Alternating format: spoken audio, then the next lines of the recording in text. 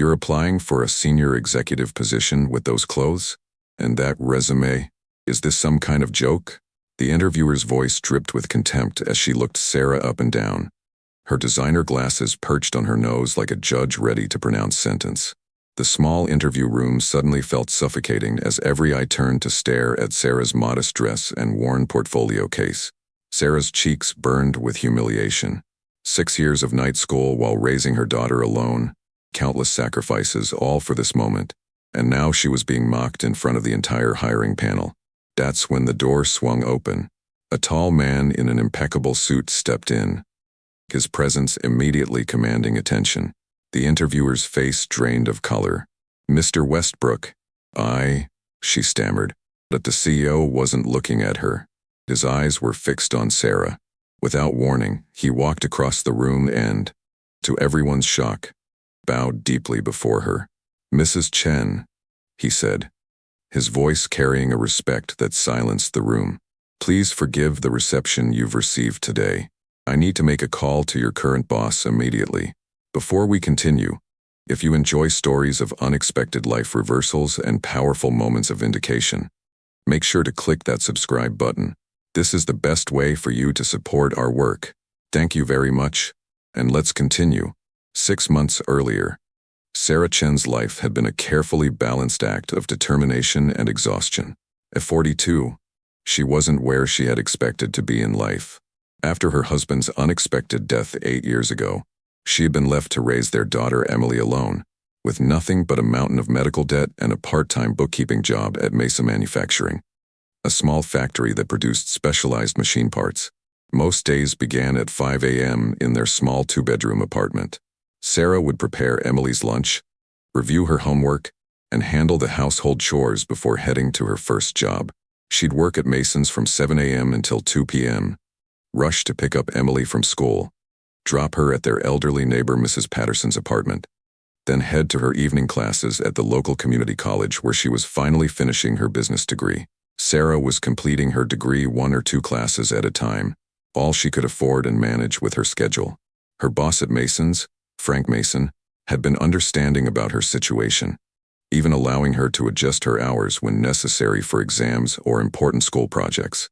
"Frank, I can't thank you enough for accommodating my schedule again this semester," Sarah said one afternoon as she prepared to leave for class. Frank, a gruff but kind-hearted man in his 60s, waved away her gratitude. "You've kept this place running smoothly for 6 years, Sarah. The least I can do is be flexible. Besides, you've got the sharpest mind for numbers I've ever seen. It would be a crime not to let you finish that degree." What Sarah didn't realize was how much Frank depended on her. Mason Manufacturing wasn't just a small factory, it was struggling. Orders had been declining, equipment was aging, and Frank was facing increasing pressure from larger competitors who could produce parts at lower costs. "Mom, why don't you ever buy anything nice for yourself?" Emily asked one evening as Sarah patched up her worn work blazer for the 3rd time. At 15, Emily was perceptive and increasingly aware of their financial limitations. Sarah smiled at her daughter. "Because I'm saving for something more important, your college fund and our future. Besides, clothes don't make the professional. It's what's in here that counts." She tapped her temple and then her heart. Emily rolled her eyes but smiled. "You sound like one of those inspirational posters in the school guidance office." "Well, those posters exist for a reason," Sarah laughed, though inside she sometimes wondered if her sacrifices would ever truly pay off. The turning point came unexpectedly. One rainy Tuesday afternoon, Sarah was reconciling the factory's accounts when she noticed a pattern in their production costs. After diving deeper into the numbers, she realized there was a significant inefficiency in their manufacturing process, one that was costing the company thousands each month.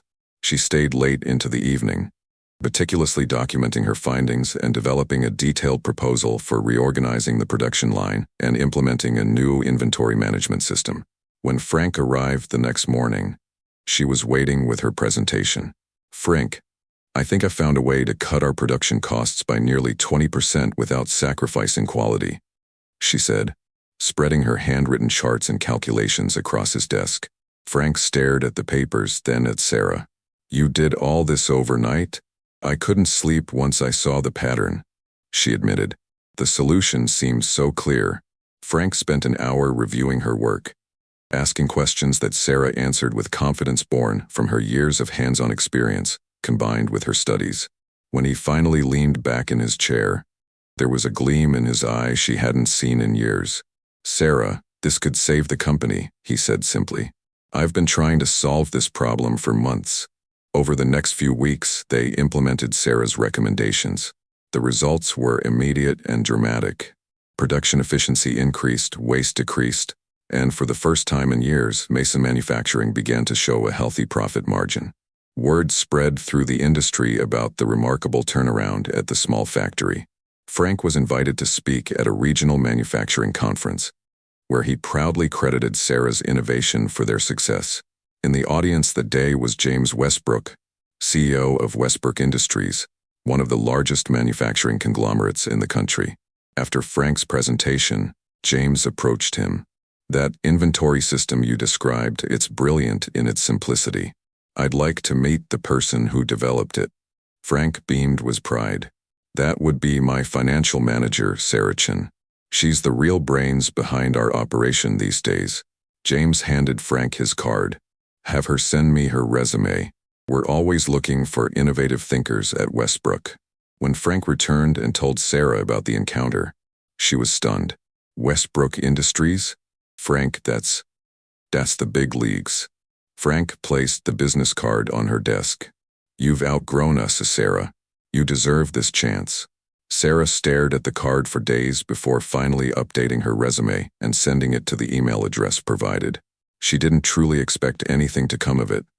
Companies like Westbrook hired MBAs from prestigious universities, not single mothers with community college degrees who worked in small factories. So when the call came inviting her to interview for a senior position in operations management, Sarah nearly dropped the phone. The salary mentioned was more than triple what she currently earned. It would change everything for her and Emily. "Mom, this is amazing," Emily squealed when Sarah shared the news. "We need to go shopping right away. You need a power suit for this interview." Sarah glanced at their budget sheet on the refrigerator. "Honey, I can't afford a new outfit right now. I'll wear my navy dress. It's professional enough." Emily's face fell slightly, but she quickly rallied. "Then let me at least do your hair and makeup. You're going to knock their socks off with your brain. Might as well dazzle them with your face too." The morning of the interview, Sarah felt a mixture of hope and terror. She had spent weeks preparing, studying Westbrook Industries operations, and practicing answers to potential questions. Emily had indeed styled her hair beautifully and applied subtle makeup that made Sarah look refreshed despite her nerves. The Westbrook headquarters was intimidating, a gleaming glass tower in the financial district. Sarah clutched her worn portfolio case containing her resume, certificates, and the detailed case study she had prepared showing how her inventory management system could be scaled for larger operations. The receptionist directed her to the 12th floor where she was met by a polished woman named Victoria Harrington, the company's HR director. Victoria's smile didn't quite reach her eyes as she assessed Sarah from head to toe. "Mrs. Chan, follow me, please. The panel is waiting." Sarah was led into a conference room where 4 professionally dressed executives sat around a large table. Their expressions ranged from neutral to slightly bored as Victoria introduced her.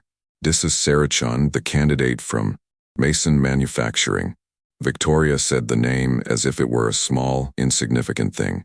Sarah took a deep breath and extended her hand to each panel member, maintaining eye contact and a confident smile despite feeling increasingly out of place among their designer suits and luxury watches. The interview began professionally enough, with standard questions about her experience and education. Sarah answered thoughtfully, drawing on concrete examples from her work at Mason's.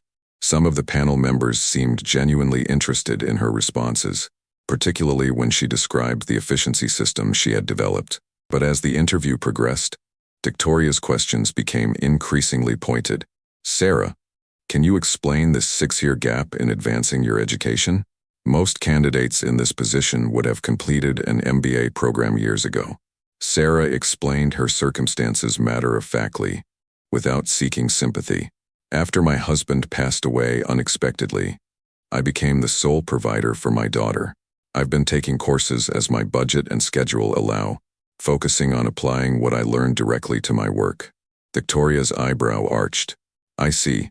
And you believe this piecemeal education qualifies you for a senior position at a company of our caliber? Sarah felt her confidence waver but pushed forward. I believe my proven track record of innovation and results speaks to my qualifications. The system I developed at Mason Manufacturing increased their profitability by 34% in just 3 months. Another panel member, an older gentleman, leaned forward with interest. That's actually quite impressive. How did you identify the inefficiency in their system? Before Sarah could answer, Victoria cut in. I think what's more relevant is whether Mrs. Chun has experience managing large-scale operations with hundreds of employees, which this position requires. The interview continued in this vein, with Victoria repeatedly undermining Sarah's responses and emphasizing her lack of experience with larger companies.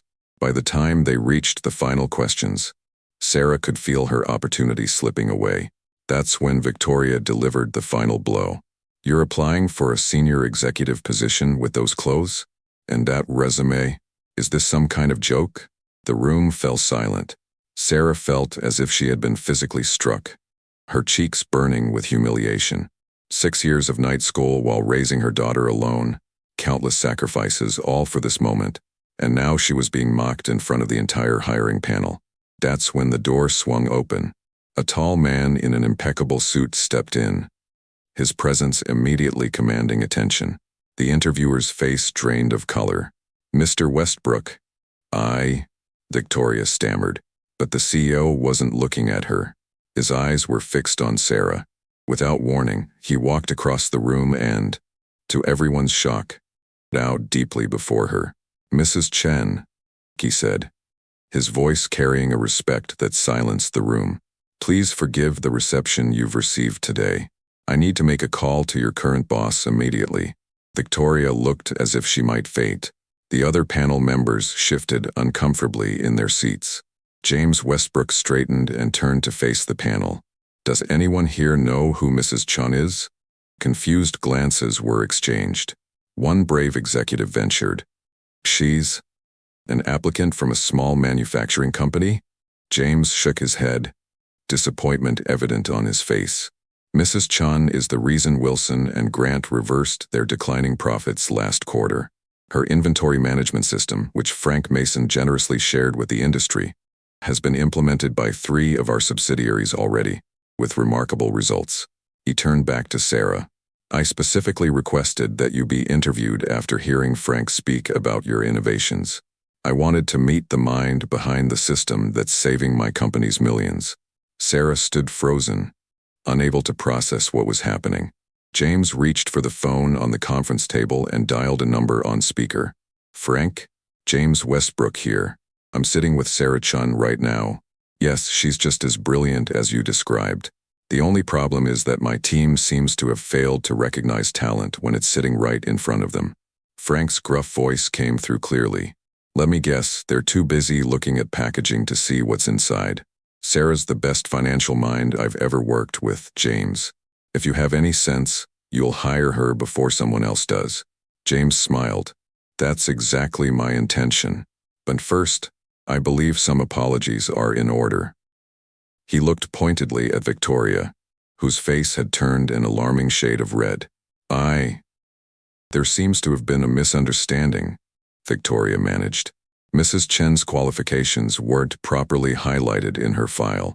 Her qualifications were exactly where they should be, in her words and her work, James replied coldly. Perhaps if you'd spent less time judging her appearance and more time listening to her answers, you would have recognized what I saw immediately in her proposal. He turned to Sarah again. Mrs. Chun, would you do me the honor of joining me for lunch? I'd like to discuss a position I think would better suit your talents than the one you interviewed for today. Sarah found her voice at last. I would be honored, Mr. Westbrook. As they left the conference room, Sarah could feel the stunned gazes of the panel following them. In the elevator, she finally gathered the courage to speak. Mr. Westbrook, I appreciate your intervention. but I'm confused. How did you know about my work in such detail? James smiled. When Frank Mason credited you at the conference, I was intrigued. But when 3 of my subsidiary companies reported dramatic improvements after implementing a system that matched the one he described, I knew I needed to meet you. I asked for your resume personally. I had no idea, Sarah said softly. At Mason's, I'm just the bookkeeper who had some ideas. Ideas that save companies millions and jobs along with them, James corrected. That kind of innovation doesn't come from fancy degrees or expensive suits. It comes from understanding how things really work and having the insight to improve them. Over lunch in his private dining room, James outlined his proposal. He wanted Sarah to head a new division focused on operational efficiency across all Westbrook subsidiaries. The salary he mentioned made her coffee nearly slip from her grasp. That's very generous, she managed. It's commensurate with the value you'll bring, James replied matter-of-factly. And I understand you have a daughter about to enter college? Westbrook offers an excellent education assistance program for employees' children. For the first time that day, Sarah felt tears threatening. She had been prepared for rejection, had steeled herself against disappointment. But this unexpected validation of her worth was almost too much to bear. Thank you for seeing me, she said simply, her voice thick with emotion. When Victoria made that comment about my clothes, James waved his hand dismissively. Victoria won't be conducting interviews for us anymore. That's not what Westbrook stands for. We build things here, Mrs. Chun. We value substance over style, results over resumes. Sarah accepted the position that afternoon. When she called Frank to tell him, he laughed. Didn't I tell you that you'd outgrown us? Though I'll miss you terribly. Who's going to keep me organized now? Actually, about that, Sarah said. Mr. Westbrook mentioned he's interested in acquiring Mason Manufacturing as part of his supply chain. He was very impressed with your leadership and how you've fostered innovation. There was a long pause on the line. Are you serious? Completely. He'd like to meet with you next week. It seems we might be colleagues again after all. When Sarah arrived home that evening, Emily was waiting anxiously. Nam, how did it go? Did they love you? Did you get the job? Sarah set down her worn portfolio case and smiled at her daughter. I got a different job, a better one. As she explained the events of the day, Emily's eyes grew wider. When Sarah mentioned the salary and education benefits, Emily launched herself into her mother's arms with a squeal that probably alarmed the neighbors. Nam, do you know what this means? We can get a real house. You can finally buy new clothes. I can go to any college. Sarah held her daughter tight, remembering all the nights she'd studied while Emily slept, all the small luxuries she denied herself, all the times she'd wondered if her efforts would ever be rewarded. It means something more important than that, Sarah said softly. It means that hard work matters, that knowledge matters, that you should never let anyone make you feel small because of where you come from or what you wear. 2 weeks later, Sarah started her new position at Westbrook Industries. The day before her first day, a package arrived at their apartment, a beautiful leather portfolio case with her initials engraved on it. The card inside read simply, substance over style, but you deserve both. Welcome to Westbrook. J.W. On her first morning, as she walked confidently through the gleaming lobby toward the executive elevators, she passed Victoria from HR, who was carrying a box of personal items toward the exit, her security badge conspicuously absent. Their eyes met briefly. Sarah could have savored the moment, could have felt vindication at the woman's downfall. Instead, she simply nodded and continued on her way. She had more important things to focus on than petty victories. In her new office, a corner space with windows overlooking the city, she found another surprise waiting on her desk. A framed photo of her and Emily, taken at her community college graduation ceremony. She didn't remember giving this photo to anyone at Westbrook. Her assistant, noticing her confusion, explained, Mr. Westbrook asked Mr. Mason for that. He said it should remind everyone who visits your office that excellence can come from anywhere, and that determination often outweighs privilege. Sarah placed the photo in a prominent position on her desk, where it would serve as a daily reminder of her journey. Then she opened her new laptop, pulled out the extensive notes she'd been preparing, and got to work. There were inefficiencies to solve, systems to improve, and people whose livelihoods depended on her insight. 6 months later, at Westbrook's annual leadership conference, James introduced Sarah as the keynote speaker. As she took the stage, looking out at hundreds of executives in their power suits and designer watches, she thought of how different her life had become.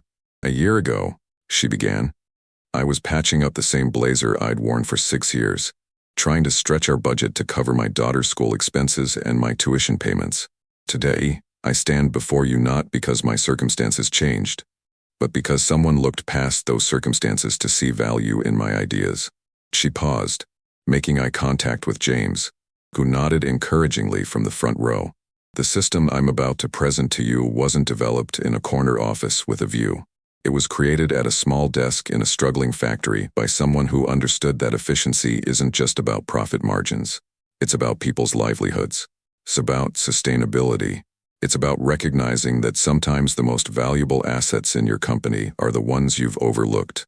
As she launched into her presentation, Sarah realized that her greatest achievement wasn't the promotion, the salary, or even the innovations she created.